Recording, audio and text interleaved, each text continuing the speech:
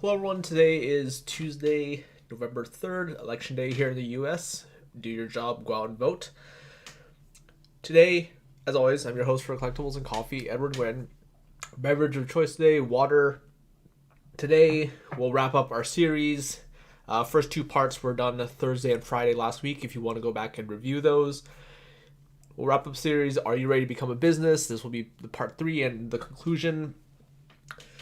Parts 1 and 2, to briefly summarize some of the bigger takeaways from those, is that when you're starting out, you want to have a sufficient working capital. Make sure that you are not getting in preemptively. Make sure that you have enough money to get yourself going. We'll kind of go through some of the beginning expenses today. And network. Go out there, make sure that you are finding the right people that you need. You want to have an account under your belt. You want to have a lawyer under your belt. You want to be able to talk to other businesses, other business owners, and learn from them. They've made mistakes along the way, and talking to them will help you make sure that you don't fall into the same pit trap. You don't make some of the same mistakes that they've made in the past. Networking is an absolutely essential part in this industry. It doesn't matter how big, how small you are. There will be someone out there that you can learn from. Being able to talk to those people, letting those people help you, is an essential part to your success. The part 2, the real takeaway from there is understanding what a unique value proposition is. You want to be able to offer something that is unique from your competitors, something that sets you apart, whether it be the other local game store in your area, other people who do buying and selling in your area, making your presence known online, making your persona available and out there and available to people. That is something that, if your business fundamentally struggles with being able to offer something that is unique to your consumer, your business will struggle in the long run. Have an exit strategy. We mentioned this in the past. You want to make sure that at the beginning, before you sign the papers to get your business going and off the ground, you want to make sure that you have an exit strategy. As silly as it sounds to be thinking about an exit strategy before your business gets started, a lot of people don't do this. And I think this is something that is a huge disservice to people when they don't do this. And the reason I mention this is that you want to have an exit strategy because that implies that there's some amount of foresight, there's some amount of planning. You are prepared to know what you want to do long term. You want to have a plan for the future. Your business may be successful in 2 years, in 3 years, but when you start thinking about 5 years, when you start thinking about 10 years, it is important to know that there must be some sort of exit strategy in mind. At the very least, have that long-term plan of where your business should grow to, where you want your business to be, and what your business will mean to you in that time. So those are kind of the two main takeaways from part 1 and part 2. Today we'll kind of talk about some of the last few things I would suggest before you really get into the thick of it, especially concerning your first few months, and that'll more or less wrap up the series. Your first few months in business are probably going to be some of the most difficult and some of the most critical times to your business. And for most businesses, for most people, this is really going to be the make or break for a lot of people. Getting off the ground is going to require a lot of foundation work. It's going to require a lot of planning. It does require a lot of know-how. And whether or not you get these pieces to fall into place correctly, making sure that they are working as intended, making sure that you have done the right things, are going to be absolutely critical to your success down the line. You may not see the results of your foundation work right away, but you can rest assured that in 2 months' time, 6 months' time, 1 year's time, 2 years' time, if you're not doing the right things to get ahead of the curve, being able to, again, correctly lay this foundation work, it is something you'll absolutely pay for down the line. Being able to do it right from the start will save you a lot of time and headache in the future to avoid having to repeat these mistakes or to having to go back and fix them. Your working capital is probably going to be what is going to limit you the most at the beginning. The reason that in part one we mentioned that the value of having working capital, of being able to have the right amount to help you get off the ground, is going to be essential. And that's not something that should be rushed.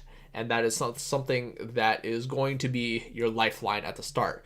Until you can really get going, until you start generating sales, until you start generating revenue, your working capital is your lifeline. It is your lifeblood. It is what you have to work with. And as mentioned before, the reason a lot of businesses fail is they simply don't have enough working capital to help get themselves off the ground and to be able to pay for what it takes to get that absolutely fundamental foundation work down. So a lot of things that is the reality towards the beginning of your business when you're first setting up is you'll come to the realization that a lot of things that you will have to spend your working capital on are not going to turn over and make you money right away, which is really unfortunate because, as mentioned, most of us, when people start out, they have very likely a very fixed working capital, and if you don't have enough and you are having to spend money on these various things, it's really going to eat up a lot of that working capital. And if you don't have enough to keep yourself to ride out this beginning and to get a solid foundation work into play, you are going to get punished very severely down the line. On a small level, it's when you think about things that you're buying that are not necessarily profitable, these are just some of the necessities that you need to get off the ground. If you're thinking about getting an office space, maybe you don't necessarily have the funds to do a retail operation. You're thinking about an office space. You need to rent out a small office area to be able to move your product into, to be able to move your inventory into, to have a place to work. That's going to be some amount. Finding an office space while at this time in the middle of the pandemic, probably easier now than before. It is something that you will have to pay for. If you're going to move in, you're going to have to start thinking about getting shelves, U-line shelves, the metal racks that you generally see most places use. Those are kind of the go-to for storing boxes, for storing inventory, for keeping things up and off the ground, and just being able to hold a lot of products. If you're only needing a few, the cost is relatively negligible depending on the size of your business. But if you think about having 100,000 cards, 200,000 cards, 500,000 cards, 1,000,000 cards, it really starts to add up. It really starts to take up space. Then you really have to start thinking about having growth and being able to accommodate all this. If you're going to have an office space, you're probably going to need a computer for yourself. You're going to need printers. You're going to need shipping supplies. Again, these are all things that you will have to be paying for upfront towards the beginning of your business. And none of these will be making you money. These are simply costs you're going to incur as a way to get that foundation work that we keep talking about, getting those into place, getting these pieces into place. And then from there, you can start thinking about, okay, now I'm ready to make my first sale. Now I'm ready to start selling online. Or if you have a brick and mortar, your costs go up even more. You have to think about furnishing the place. You have to think about getting glass display cases. You have to think about getting tables, getting furniture, getting gondolas for displays, getting all these things that come with building a store. I haven't done that myself. I've worked with a store where we've had to do it. I've overseen a few of them. There's a lot of costs that are involved, but again, without having done it myself, that's not something I can really speak to. I'm assuming that most people in this boat would not make the transition from being hobbyists to brick and mortar store right away. There's probably some amount of growth that is involved with your business before you can get to that point. So these costs you're incurring, they add up. But these are not something that these aren't things that you can really skimp on. You can't really go cheap on at the beginning because, as mentioned, going down the line, these are things that will cost you money. We mentioned in part 2, you want to be buying things in bulk. This is how you maximize your dollar. This is how you're getting the most bang for your buck. Almost every distributor out there, the more you buy, the more and more discounts you'll get, the more price breaks you'll get as you're buying larger things. Of course, the catch here is that when you start going from needing envelopes, if you go from buying 5,000 envelopes to 10,000 envelopes or 25,000 envelopes, that's a huge price increase. If you have a limited working capital, you have to factor in how much can I afford to spend on envelopes right now? How long is it going to take for me to go through 5,000 envelopes, 10,000 envelopes, maybe you can only start out with 2,000 envelopes. These are all things to consider because, again, these are costs that you're going to incur. These are going to be things that you will spend money on towards the beginning of your business.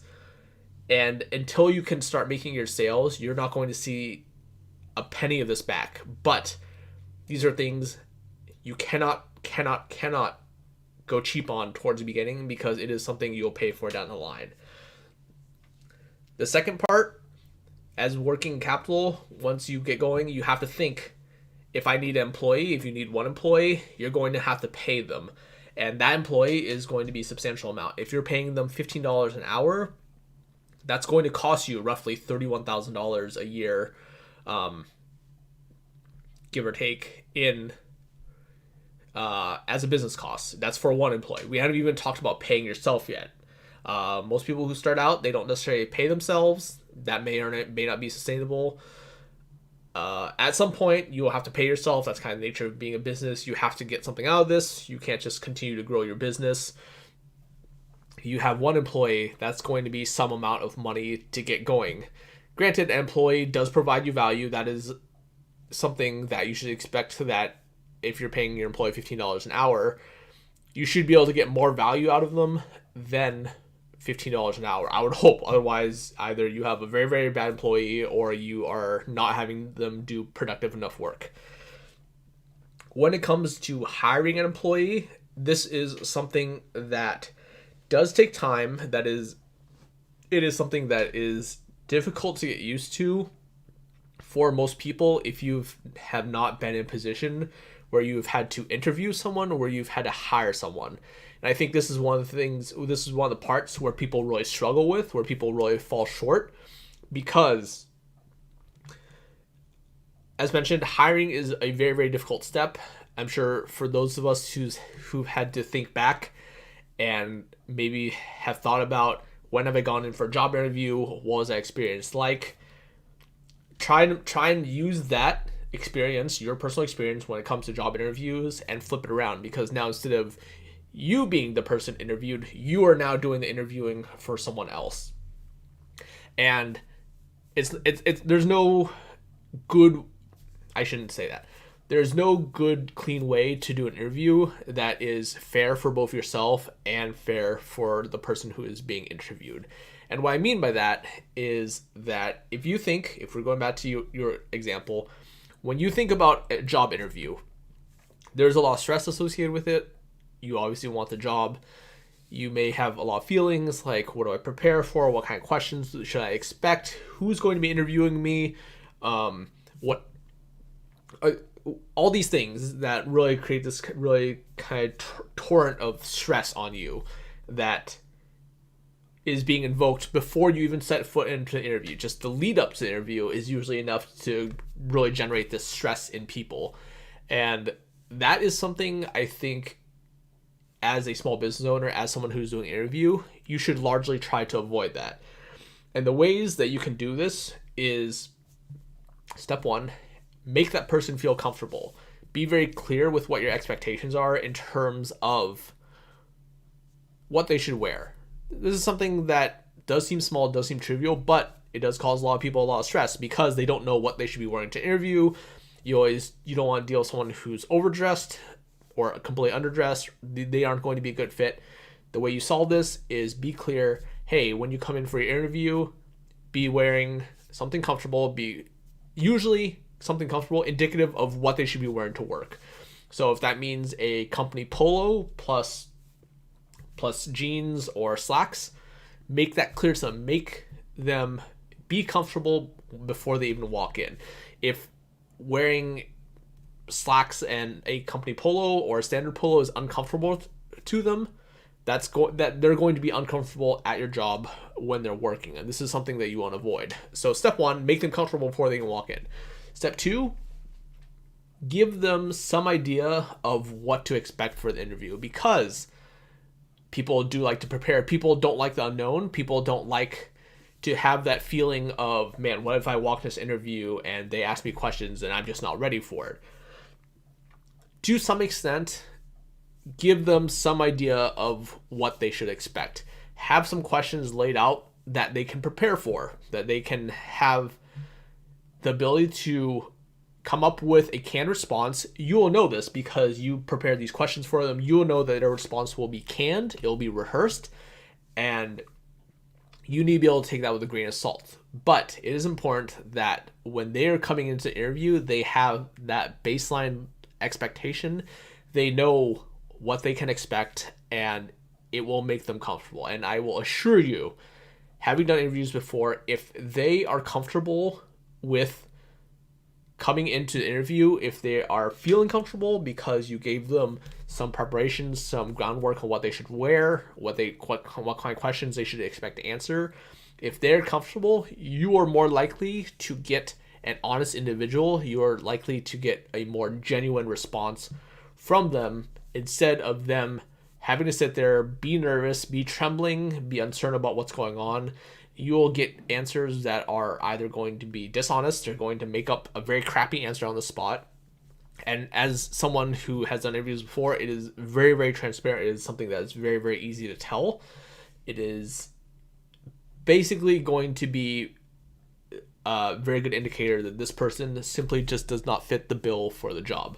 So making them comfortable from the start almost assures you that you will get the best possible interview, which is what you really want. Because if you're going to be hiring someone that is going to be at your job 40 plus hours a week for who knows how long, a year at least, you can hope that they would stay for at least a year, however long, that you're getting the best possible interview you can within a half hour to 1 hour window. Because if you choose to hire them, you're going to have that person under your responsibility for however long that they continue to stay at your business. With that being said, it is important to have questions that are effective and that people cannot lie about, because it is something that they haven't had time to prepare for.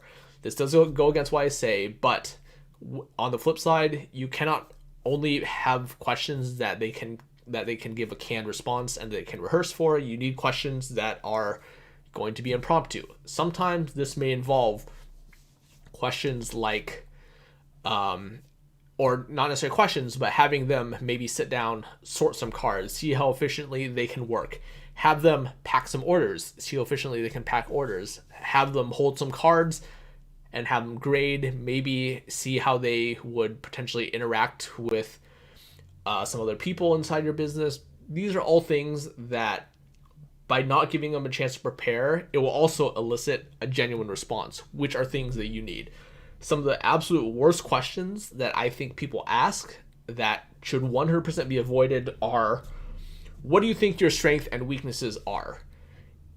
I don't think there is a more ineffectual question and a less genuine question that you can put out there to someone that you're going to interview. But for some reason, whenever most people have to do interviews, these seem to be the question that seems to be really the question that is everyone's go-to. And I can assure you 100% of the time, if you ask that question, you'll get a crappy response. It will either be something that they're going to lie about, something that they're going to overly inflate and hyperbolate. These are responses that don't help you in any way. You're not learning any more about this person. You're not learning any more about your potential future employee by asking this question, and it serves no real purpose other than really most likely you're going to kind of jar them and just, again, get that response that is just not going to be productive for you.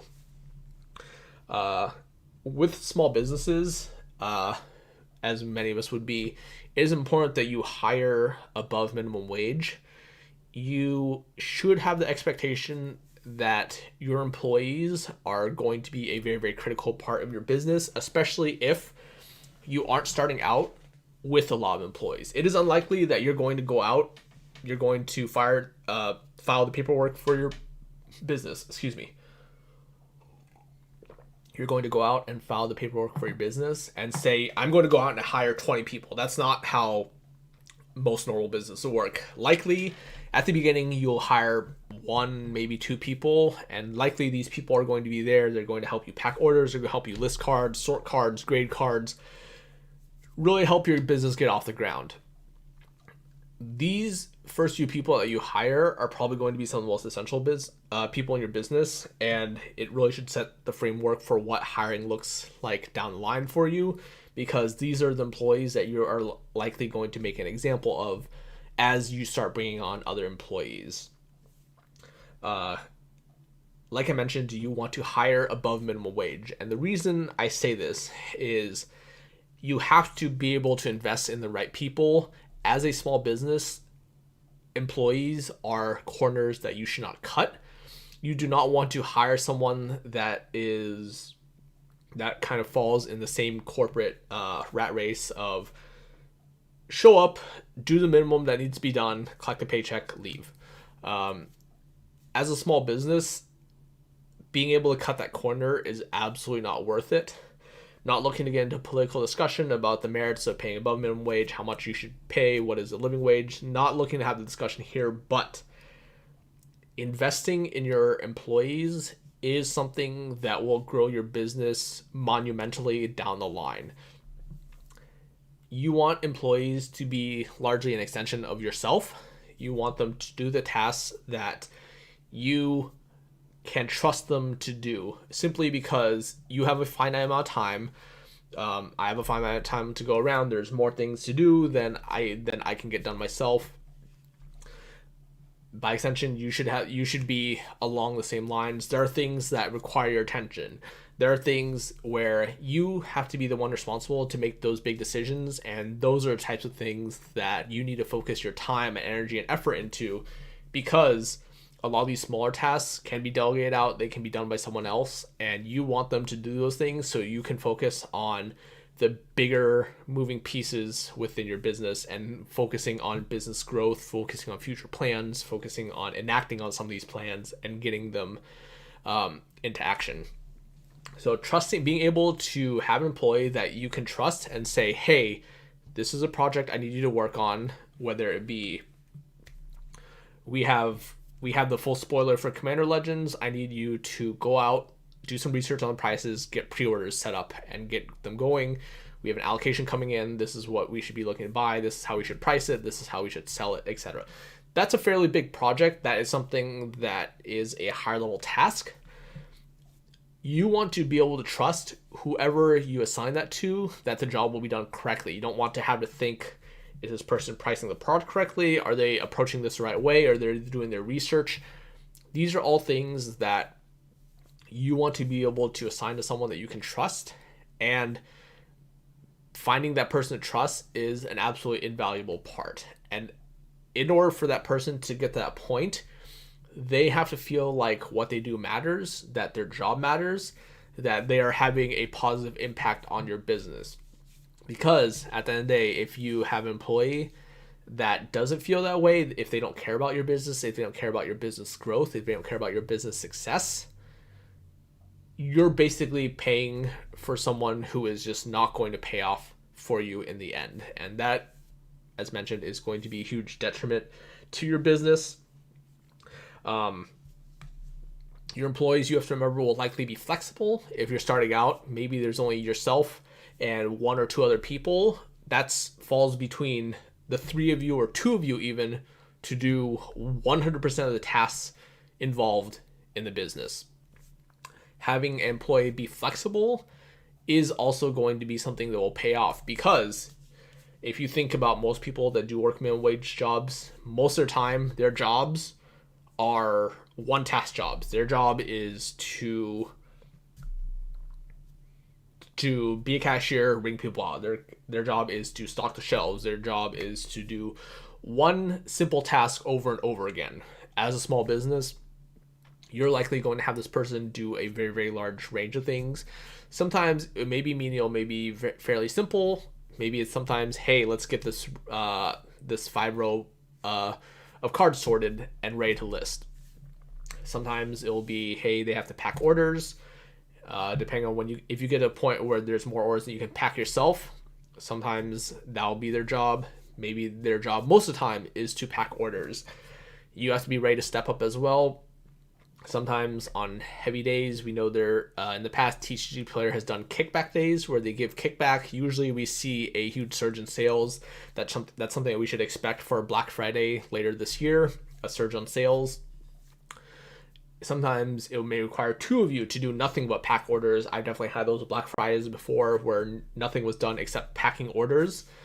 Made for some very hectic days. That's sometimes things you have to consider. Sometimes your employee may have to be ready to be grading cards, listing cards, the full spectrum. Having flexible employees is something that is valuable, and the only way you can get an employee to that role, to get to that point, is to be able to compensate them fairly for their time.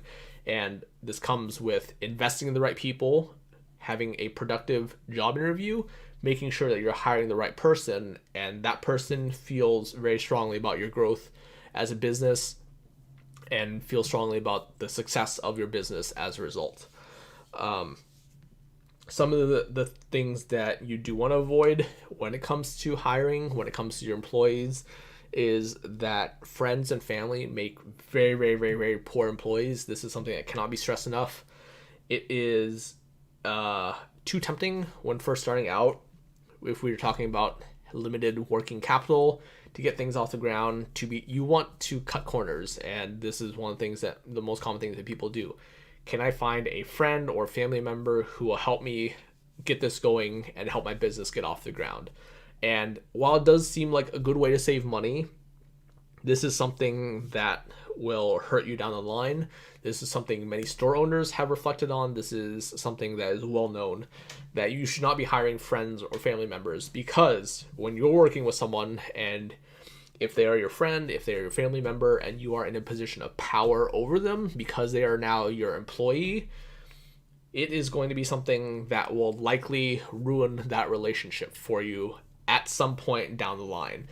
And it is something that is inevitable. You cannot avoid it, because I can almost assure you 100% of the times there will come a time in the future when you and your employee, who is your friend or family member, where you have a fundamental disagreement about something that should be done. It may be small, it may be big. There will be a disagreement that occurs. And as these disagreements build up, you're not only going to have one disagreement in the time that they work for you ever. I can assure you that there will be,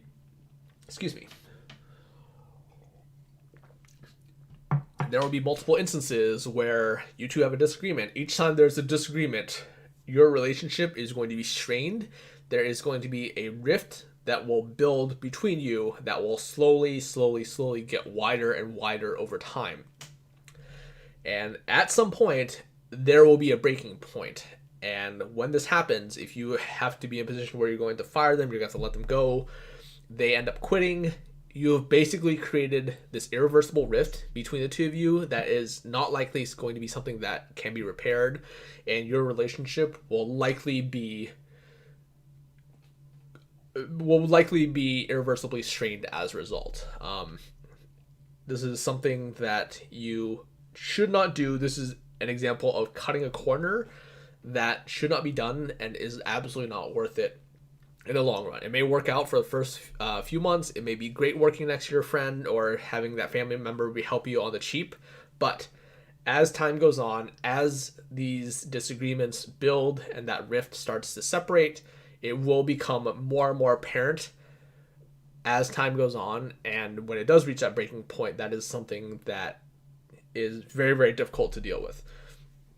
Another thing that I would suggest for people in the hobby industry: do not hire another hobbyist. If you are looking to grow and you're a hobbyist yourself, you're looking to grow, you're already facing a disadvantage because your judgment is likely to be clouded by having that attachment to the hobby itself. Hiring another hobbyist is only going to compound that problem, because at some point you're going to face potential conflicts of interest. This is something that does become problematic down the line.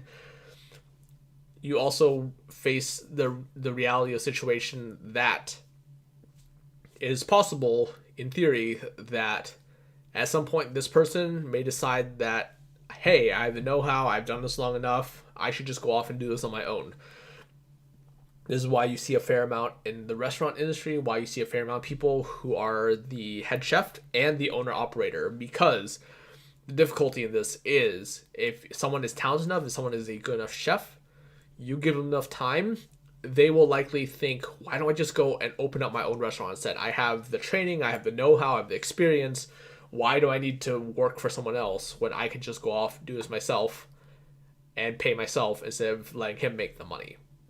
So do not hire other hobbyists. That is another trap that a lot of people fall into. This. A lot of people do seem to think that working in a game store is something that they would enjoy. That is not. I can assure you that those people are going to be the people who are the most likely to become disenchanted with what they're doing, because they probably have this unrealistic expectation of, I'm going to work in a game store, it's going to be fun, I get to be around cards all day, it's basically going to be an extension of my hobby. I can assure you that this is going to be a way that you're going to very likely lose a customer, because once people get to a point when they realize that their hobby is now their job and that's something that they have to do for 40 plus hours a week, they're not going to enjoy that hobby as much. I can guarantee you of this. I know too many people at the game store where at the beginning they were Magic players, they liked whatever, they liked Pokemon, Yu-Gi-Oh, these various hobbies, and as time went on, they spent less and less money at the store, they spent less and less money with the business, because they were simply too burnt out by it. A lot of these people, at the end of the week on Friday, they were just so burnt out from working, from dealing with Magic, from dealing with cards the whole week, that by the time Friday rolled around, they didn't want to be playing F&M, because they've basically been surrounded by Magic. Magic has been their whole job for the whole week. And most times on Friday, a lot of people were just done. They're ready to leave, go on, and do something that wasn't Magic related. Conversely, conflicts of interest is something that you do have to deal with as well. As mentioned, you do have to think that at some point in the future, if this person does have the know-how, if they're smart enough to do this, there are some people that very easily could just go on, do it themselves, and you do lose some of your better employees as a result. But I think fundamentally you can avoid a lot of these issues by, as a whole, just kind of nipping in the bud and avoiding hiring hobbyists to begin with. It is something that is very counterintuitive, because you will face a different set of struggles. You will face a set of struggles on dealing with people who don't know anything about the hobby. How do you explain Magic cards to them? How do you explain things like, I need you to sort this box by set? Well, for Magic, right, if we think about it, there are, I want to say probably like 100 different sets if you start counting individual things. If you count each duel deck as a set, all the Magic expansions, there's countless numbers of sets. And to get someone who knows nothing about Magic and to be able to train them and get them to a point where they can sort a box of Magic in itself is already going to be a fairly daunting task. For us, assuming you're a hobbyist, assuming you know Magic, assuming you know Pokemon, it comes second hand. You've seen enough of these cards, you know them, you can look at them, okay, this is what the set is, it needs to go here. Fairly straightforward, but if you put yourself in the mindset about someone who's looking for a job, they know nothing about Magic, they know nothing about Pokemon, now what? How do we get them to a point where they can be an efficient employee? And that is something that you will have to learn to deal with. You probably have to write some sort of training manual, you have to be able to have someone who can teach, but as a whole, at its core, trying to hire other hobbyists is not something that will be productive for you in the long run. You do need some people that do understand the hobby industry. They do need to be able to understand Magic. They need to be able to understand Pokemon. But having too many of those people will be detrimental to your job in the long run, to your business in the long run, because you need to think about someone, and the employee needs to be someone who's objectively good employee, and rarely does do you know Magic, do you know Pokemon qualify as being a skill that would be something that you would consider as a skill a good employee would have. So just something to keep in mind. On the topic of employees, it is important that your company and your business, you have a good company culture. This is something that has really started to take off in more recent years. A lot of people become very, very disenchanted with kind of the corporate structure that a lot of big corporations fall into. Being able to build your company culture is one of those things that you do want to lay the foundation work for early on, and be able to have in place and have ready for people as you start to bring on more and more employees into your company, into your business. And some of the most important things I think that are critical to company culture is understanding that there's accountability and there's clarity in this accountability to everyone inside the business. It doesn't matter if they are the lowest on a totem pole. It doesn't matter if they're your first employee, your last employee, any of them in between. It doesn't matter if they're going to be your manager, if they're just going to be someone who does relatively straightforward tasks, if they have no real how to put them, if they don't have any real responsibility tied to their decisions and what they do. But having that level of accountability and clarity is absolutely vital. You have to let your employees know that that there has to be accountability for what they do. If they make a mistake, it's not the end of the world. People don't need to fear for their jobs. That is an example of unhealthy company culture. That is something I believe that is very, very detrimental. People need to feel like they're valuable, that they shouldn't feel like, ooh, maybe I should not do something that might be that could potentially be dangerous to a job, that could be something that may impact what I do. Because if you don't give a chance to people, you don't give a chance for people to learn and grow, then you're going to have an employee who gets disgruntled, an employee who gets unhappy, and at the end of the day, it's not going to be productive for you. Having that accountability, though, means that people need to be considerate of what they do and what the consequences are, but people also need to have room to grow. Maybe your employees are able to think of something that you didn't think of. This is one of the main reasons why hiring someone who is not a hobbyist is so valuable, because, excuse me, hiring someone who is not a hobbyist allows them to have an entirely different perspective on things that are going inside your business that that your vision may be too clouded to see, because you already have a predetermined idea of how this should go. But maybe someone outside the hobby industry, maybe if they aren't doing this, maybe if they aren't hobbyists themselves, they can look at this in a completely different light, and that would be beneficial to you because you simply were not able to view it from the right angle, and you couldn't see it the right way. So empowering your employees to do that while still holding them accountable for what they do is something that I do consider to be a healthy part of your company culture, and being able to grow and nourish that is something that is beneficial. There is a book I've read. I would encourage a lot of small business owners to read it. It does provide a very, very valuable perspective. It is the title of the book is Delivering Profits: A Path to Profits, Passion, and Purpose by Tony Hsieh. He was formerly the CEO for Zappos, the shoe company. They were bought out by Amazon at some point ago. I believe he recently retired earlier this year as CEO of that company, actually. I think he provides a very, very good perspective on what company culture should look like. He does kind of explain about his starting as a small business and then growing that up very, very quickly, and kind of the trials and tribulations he faced along the way. I would recommend the book. It's a fairly entertaining book. It's a relatively easy read. It's not too terribly long. But it is something that is worth considering about if you're thinking about what are my problems with company culture, how do I grow it, and how do I help get this in place so my company culture is healthy down the line when I start having more employees on board. As a business owner, you need to be able to look at it from a completely different angle.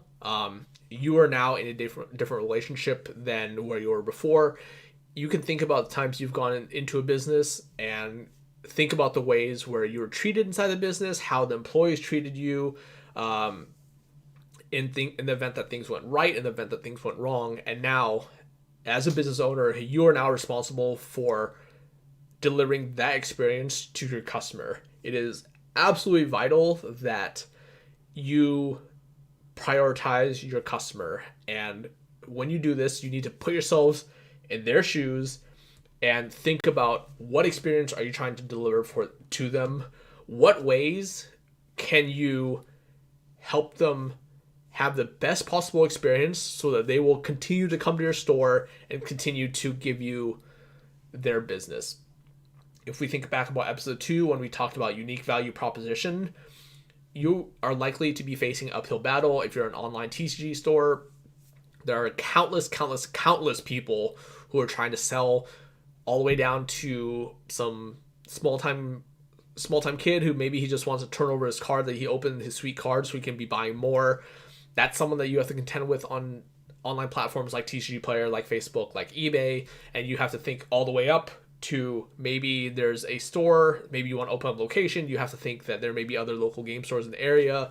If we think higher up than that, fundamentally, as an industry as a whole, as someone who is inside the Magic industry, the Pokemon industry, we have to compete with the real big monsters here, the real Kraken in the waters, the Amazons, the Walmarts, the Targets, these big box stores that have far more funds, that don't care at all about the the hobby industry, that they simply look at this as another way to generate revenue for them. They don't care. They don't care that they're hurting local game stores. They don't care that they're hurting the hobby industry, because at the end of the day, this is just another tick on their revenue charts at the end. So to your customer, delivering the best possible experience is something that will put you ahead. I don't know how many times I've been to game stores, the amount of people that I've had to deal with where they just had no sense of customer experience. They weren't able to correctly deliver. They weren't treating their customer right. And it is something that starts out small, but now in the age of social media, we've talked about the impact that social media and social media marketing has really changed the face of what we do. That being able to deliver the best possible experience you can to every single customer is really going to be how you set yourself apart. And this seems something that is absolutely silly to say, but I'm sure if you think back to all the times in your lives where you thought back and you've done business, just gone to a restaurant or something where someone treated you poorly, someone treated you like they didn't care if they got your business or not. These are things that as a business owner you should reflect on and be able to minimize that potential feeling for any employee who comes to your store or shops with your business. Word of mouth travels very quickly. A lot of stores have closed and failed because bad word of mouth got out there and it hurt their bottom line, it hurt their business.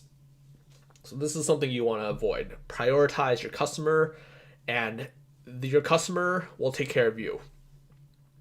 You want to prioritize your employees and your staff. This really kind of ties back into what we said earlier about hiring correctly, being able to empower them to be able to make good decisions. When they can make good decisions and they can think for themselves, this allows for more personal growth. A lot of people at the end of the day, when they think about their business, when they think about when they go to work, what they do, they want to think that what they're doing matters.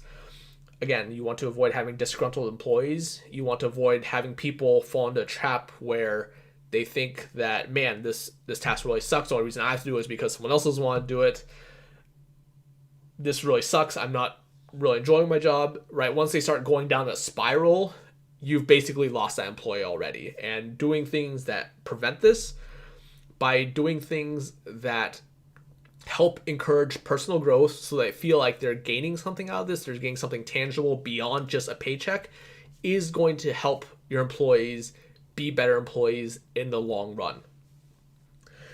And I'm sure most of you who've worked for companies before, you can think about this. Think about the way you are treated as an employee. Think about how, whether or not the employee employer cared about you, whether or not you had room for personal growth or if you were just someone that showed up to collect your paycheck. Think about ways that reflect on how you were treated, how you felt at the time. And if it was a positive experience, make sure that that experience is something that is shared to your employees. And if not, if it was a negative experience, make sure that you're avoiding your employees from having that same negative experience that you had dealt with before. So prioritizing your employees, prioritizing your staff, prioritize your customer, these are all absolutely fundamental to the business and will help you propel your business in ways that spending more amounts of money can't. And it is important to note that along the way, you will have to fire people. This is kind of an inevitable part of being a business as well. There are some employees that simply can't cut it. As a business owner, as someone who's in charge, maybe even if you're just a manager, for example, when you have to fire someone, it is important to note that, and this is something that I don't think enough people realize, when you have to fire someone, this is going to be a failure that you have to own. And when I say this, I mean this in the sense that when you fire someone, it is very likely that at some step along the way, your training failed them, maybe your company culture failed them, something went awry that prevented this person from delivering and being the best employee they could be, or being in a position where they didn't need to be fired. And when I say this, if you're able to take this to heart and think, what can I have done differently to maybe help this person grow more, maybe help this person fit into the business better, help prevent this person from being fired. If you're looking for growth as a business and as a business owner, being able to own that and being able to change those fundamental failures is what is going to help your business grow the most. I can assure you, it's no fun to have to fire someone. We can make it easier, right? This is one of the reasons why we don't want to hire friends and family. We don't want to hire people close to us, because having that level of closeness makes it much more difficult than having to fire an employee. But the thing that you can take away before you hire your next employee even is to start thinking about, could I have trained them differently? Could I have changed some part of the company culture? Could I change some part of the company policy? Could I have done something that would have maybe have made this person happier, that would have been more adept at doing their job to avoid this happening again? And if this is something that you think you can change, this is something you can improve on, it is likely to increase the odds that your next employee will be successful at what they do and what they do for your business. Building on this, you will make mistakes. This is something that is absolutely unavoidable. Making mistakes is kind of the reality of doing this. There's no business that operates perfectly. You will face pitfalls. One of the things I mentioned in part 2, if you had gone and watched that, there will be issues that are outside your control. There are issues that you will not be able to resolve on your own. It's unfortunate. This is a reality situation. Sometimes when these come at you, you really have to just be able to take it in stride. For the mistakes that can be avoided, that can be changed, it is imperative that you learn from those mistakes and try and minimize those mistakes from being problems again in the future, because you'll almost assuredly have problems that have no good resolution to them, and you just have to be able to minimize the damage from those problems. So making mistakes, this goes back to having to fire employees. These are things that you need to own, that you have to take responsibility for, and you have to change the policy, change the procedure, change the culture, change something to make sure that these things don't happen again in the future. And that's really a fundamental part to what being a business owner means, and I don't think that's something that enough business owners really take to heart. Use metrics, use the data that's available to you when you're selling through platforms, when you're selling through TCG Player, when you're selling through eBay, maybe you have your own website, maybe you should set up a Shopify store, all these things. Understand the fees, understand your bottom line, and make sure that what you're doing is profitable and makes sense. If there's something that is a losing endeavor, this falls in the mistakes category, just nip it in the bud. In the past, we've talked about various fallacies that people fall into. Sunk costs is really something that applies very, very heavily in business. If you try something and it doesn't work out, nip it in the bud, get rid of it, move on. It's a mistake. You have to own it. There's no sense in trying to cry over spilled profits. Those things are there. They're gone. Move on. Look at what is the next thing you can do. You have to be able to be flexible. You have to be able to adapt and change things that don't work, and making sure that you're avoiding those things that don't work and aren't profitable for you. And I can assure you 100% of the time you will come across these things in your business, and being able to identify what works and what doesn't is going to help. And that's why you want to use metrics. A lot of people, for some reason, seem to do business by feel. You want to know, is what you're doing profitable? Are you pricing cards too cheaply? At the end of the day, if you have to pay fees, you have to pay shipping, you have to pay labor. By the time your card goes out the door, what's left for you after the cost of the card? If we subtract everything away, how much are you really making? Is this something that is profitable? Is this something that is worth your time pursuing? Because if it's not, again, nip in the bud, move on to something else, change how you're doing something. Maybe it's a simple fix. Maybe you just need to charge a little bit more. We can't always think about price. You can't always think about how the market works. You can't always think about, oh, well, the store down the street charges less than I do. I feel like I need to match their price. Often that's not going to be the case. This is just one small example, but pricing is not necessarily something that people value. In the grand scheme of things, when it comes to how people support businesses, what businesses they choose to support, price, to be perfectly honest, is pretty low on people's scale. Most people know that when they go into a small business, if you think about going into a small restaurant, a family-owned restaurant, you aren't looking to pay the cheapest price you can. If you're looking to pay the cheapest price you can, you're just going down to McDonald's and getting something off the dollar menu. If you're going to a family restaurant, you are looking to pay a premium because they're going to have better sourced food, better customer service, things that you don't have access to. Price is something that you should be expecting to pay to have that quality delivered to you. Same thing with a store. Trying to fight someone on price is not something you should do. We already can't fight on price as a local game store against some of the big box stores. When you think about Amazon, Magic boxes can be purchased on Amazon often for less than what your local game store charges, and in addition, it's delivered straight to your house. I can order a box on Amazon, have it delivered to my house because I have Prime for far less than local game stores. And there are people that will do this. There are customers that you'll just simply never win because all they care about is the price. Where can I get the most bang for my buck? And if it's on Amazon, I'm gonna buy it from Amazon. If it's from the competitor down the street, I'm gonna buy it from the competitor down the street. If some other store decides to put a sale on these products, I'm gonna go buy from those competitors. Trying to compete on the axis of price is rarely ever going to be something that works out for you. You are better off providing your customer, this goes back to unique value proposition, trying to hit them at a different angle. You can't win on price. How can you provide them something that is different than what Amazon provides and what that guy down the street provides, what that competitor that puts stuff on sale provides? How can you offer them something that is going to help get their business? Because if you can't compete on price, you need to figure out what your unique value proposition is and figure out how to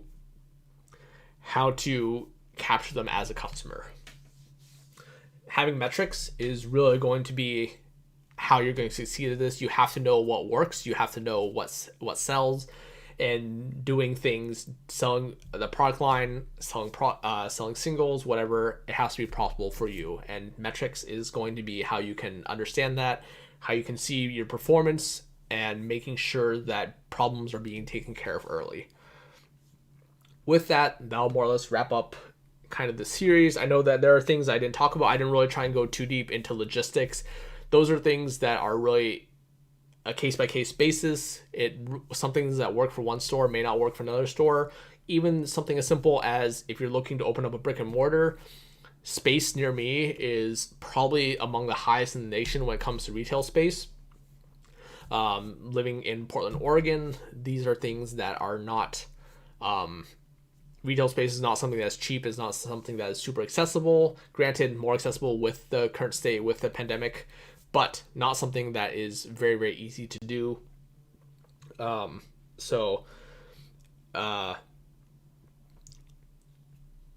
logistics, again, concrete numbers, not really something that I want to get into. This is really something that's on you. It is important that before you get started, you do your research. You are looking up things. If you are concerned about how much do I have to pay for a local game store, how much do I have to pay for retail space, these are things that you have to look into for yourself. Same idea, working capital. What is the right amount of working capital to get going? That really varies depending on where you are, depending on how much business experience you have under your belt. Can you afford to take some big hits? Can you afford to maybe have a losing endeavor or two here or there because it doesn't work out? These are all things that you have to consider. That's why, despite the fact that I did talk about metrics, I don't really want to go into kind of the nitty gritty and talking about what numbers you need to have this much working capital to get going, etc. This is the value of inventory you should have before you even consider getting started. These are things that you generally don't want to think about until you really get the ball rolling. And what that number looks like is, again, really going to vary from person to person. So individually, if this is something you're looking to pursue, I implore you to do this research yourself before you get going. The content of these past 3 videos, of these 3 parts, are really just kind of generic guidelines, things that I have learned along the way that worked for me. But as mentioned, what works for me may not work for you. You really have to find kind of your own path and tricks of the trade that do work for you. In summary, I think if you are only able to take a few things away from this, I know that these videos have been a little bit long. If there are 3 things that you can take away from this, the one thing I would summarize in each video that I think is valuable for you to learn is, in the first video, have sufficient working capital to get going, making sure that you have enough that you are able to cover all your costs, that you're able to keep yourself afloat, especially as you get things set up, as you get things going before you make your sales, and network with the people that are going to be valuable to your business. Accountants, lawyers, those are probably going to be the foundation, the people that you just want to have access to have their business card, someone that you can call when it comes time to do your taxes. If you ever have to have a lawsuit filed against someone, or if you are looking to get sued, this is someone that you should have in your back pocket, just at the ready. And other game store owners, you want to be talking to them, you want to have them, you want to be able to have an open conversation with them where they can help you avoid some mistakes that people make along the way because they've made those mistakes before. Just having that network is something that's good. You don't know if you're in a position where maybe if you had a good buy that came through, maybe you want to sell it to them. Maybe they're in a position to buy it, or you're not, or they want to sell you things. Having this wide open network is something that is absolutely critical, and I don't think enough people make use of it. The second video, unique value proposition. This is really something that really kind of goes in the planning stages. You want to be able to hit your customers with something that is not provided by other people out there. If you're trying to do the same cookie cutter thing that your local game store is going to do, it's very likely that you'll lose because they have more money. They've been there first. These are fairly large barriers to overcome. Overcoming them is not easy. So until you really get to that point, you have to be able to offer something that is unique. You have to hit your customer at a different angle than what they're doing because it's very, very difficult to compete on that axis with them. Have an exit strategy. All this really ties in with the planning, same as unique value proposition. You want to be doing this before you get started. Having exit strategy means that you do have a plan. It's easy enough to think about what you're going to do tomorrow, in a week, in a month, but 5-10 years down the line, have some sort of exit strategies, have some sort of end goal. Even if that end goal ends up moving, you still have something in place in the event that you don't want to get out. And that's just simply a means of being able to do some forward planning when it comes to this, that you have an idea of what people are looking for, and what expectations you should set for yourself as a business. And really, I think the biggest takeaway today is building your company culture if you plan on having employees, when you start bringing people on board, having those employees understand that level of accountability and clarity is part of the framework that really goes in, part of that foundation that you really want to have in place before you start getting off the ground. Because being able to prioritize your customer, being able to prioritize your employees, these are all fundamental components of the company culture that if you're able to have happy customers, people that want to support your business, want to keep buying from you, and if you have happy employees, if you have happy staff, happy managers, they're going to be people that are going to enjoy the job they do. They're going to enjoy coming to work. They're going to do what it takes to grow your business, because if they enjoy coming to work, they're going to want to see your business succeed. These are the three biggest takeaways from these three parts. That'll kind of wrap it up here. I did mention that I will probably have some people that come on. I do plan on having some interviews of people coming on and being able to talk a bit more about some of these various different topics I've gone over. So that's something that's in the works. But for now, this will kind of be a wrap on this part. It is likely that this is a topic that I'll come back and revisit in the future and look to expand on it more, maybe expand on some of these points that we have been talking about. But for now, this will be a wrap. As always, you can find me on Twitter at Edwin13. You can find the social media sites for Vermilion on the right here. Wherever you're in the world, stay safe. Thank you always for listening, and we'll be back tomorrow with more. Thanks again.